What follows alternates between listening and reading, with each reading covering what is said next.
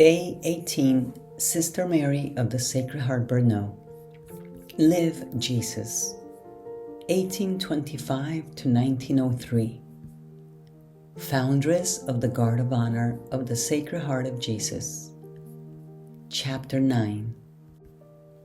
Day 18. The Dial of Mercy. A new trial was soon to fall upon the Guard of Honor. The bishop, wishing to preserve the recollection of the interior life and the religious spirit within the monastery of the Visitation, decided to transfer the center of the new established Archconfraternity to the Church of the Sacred Heart that he intended to have built. The work was therefore to be taken from its beloved home and transplanted to unfamiliar ground. It is easier to imagine than to express the suffering that this situation caused Sister Mary of the Sacred Heart. After spending 17 years carrying almost alone the burden of the work, confined to the humble cell where her frequent illnesses so often kept her, it seemed that all she had accomplished had resulted only in mistrust and had placed at risk the reputation of the religious family that she cherished more than her own life. "Of all my long journey of suffering," she would later exclaim, "no year equaled that one. But the cross is a grace. It forms the soul according to the desire of our heavenly spouse." The future Church of the Sacred Heart was to be built in one of the outskirts of the city. A magnificent and solemn celebration was organized for the laying and blessing of the cornerstone, attended by a gathering of more than 10,000 people. The bishop presided over the ceremony and announced that the Archconfraternity of the Guard of Honor would one day have its general center in this new sanctuary. Offerings from members of the Guard of Honor for the construction of the chapel poured in from many places. As a result, the work progressed rapidly, and on August 24, 1883, the building was blessed and dedicated to divine worship. Nevertheless, although the bishop had received from Rome the necessary authority to transfer the canonical center of the Archconfraternity to the sanctuary of the Sacred Heart, the transfer itself did not take place until June 13, 1884. It was the Friday within the octave of the Feast of Corpus Christi. The bishop presided over the afternoon service and, before a distinguished gathering, delivered a beautiful discourse reflecting upon the words of the prophet. At its conclusion, His Excellency congratulated the monastery for the privileged part it had been given, since our Lord had chosen it among so many others to give birth and growth to the beautiful devotion of the Guard of Honor. He then read the brief authorizing the transfer. The sacrifice was complete. Who could express the secret thoughts of this lover of the Sacred Heart during such an exceptionally delicate moment? Following the example of the Divine Master, she suffered in profound silence, her lips sealed by obedience and humility.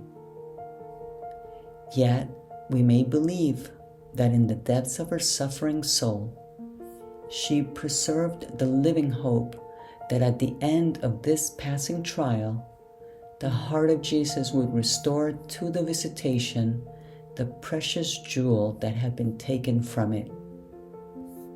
Nevertheless, her concerns remain very serious. what would become of the guard in unfamiliar hands? Like a flower that once cut from its roots begins to wither and die, the guard could not be removed from its birthplace without endangering its vitality.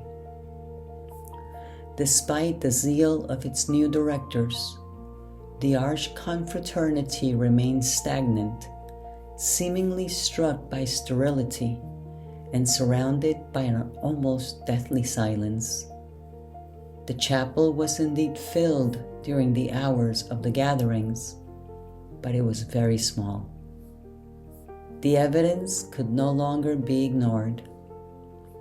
Thus, before even 4 months had passed, the Mother Superior began taking the first steps with the bishop toward obtaining the return of the Guard of Honor to its original center. Surprised beyond what one might imagine, the bishop, after a lengthy interview, authorized a provisional arrangement that allowed the work to remain afloat. The Guard of Honor was approaching the 25th anniversary of its foundation on March 13, 1888. At the monastery of the Visitation, the anniversary was celebrated in intimacy and recollection. Throughout the day, the sisters took turns in the choir, giving thanks to the Lord for the blessings He had poured upon the work and through it during the quarter century that had just been completed. That evening, a candlelight procession was organized. The devout procession made its way before a statue of the Sacred Heart surrounded by lights and flowers. The Mother Superior then read an act of consecration to the heart of Jesus, and the singing of the Laudate expressed the deep emotions that filled the souls of those gathered on that beautiful day. This intimate celebration was to be the prelude to an even more beautiful day, the return of the Guard of Honor to its birthplace. The new bishop, deeply devoted to the work, was to become the promoter of this long-awaited return. The matter required numerous proceedings with Rome, and in order to bring it to a successful conclusion, great patience and skillful diplomacy were necessary. Rome requested memorandum after memorandum, and as often happens in matters of this nature, there was no haste in reaching a decision. Finally, on June 25, 1891, by a brief of His Holiness Pope Leo XIII, the center of the Archconfraternity was restored to the birthplace of the Guard of Honor. The trial had lasted approximately 7 years. One can easily imagine the immense joy that filled the heart of Sister Mary of the Sacred Heart upon receiving this wonderful news.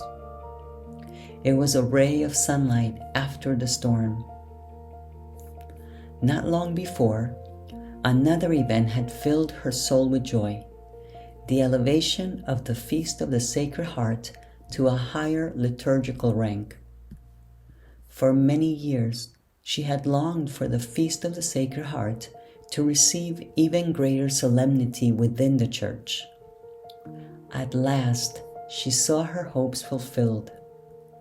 It was the year 1889, and that same year still held other very consoling moments for her. God be blessed.